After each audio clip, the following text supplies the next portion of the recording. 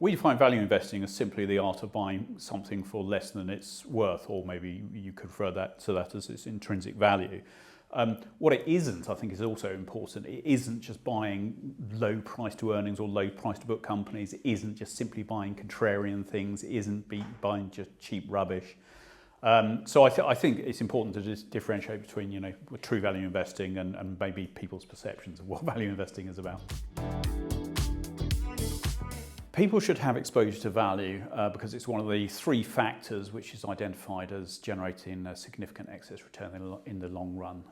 Most studies will identify value, momentum and size as the factors which generate excess returns. And for that reason alone, that's one we think that investors should have some exposure to value investing. The reason investors should have exposure to value now is because of the start points, and by that I mean that the gap between the value of value and the value of growth, if you want to think about it like that, goes up and down over time.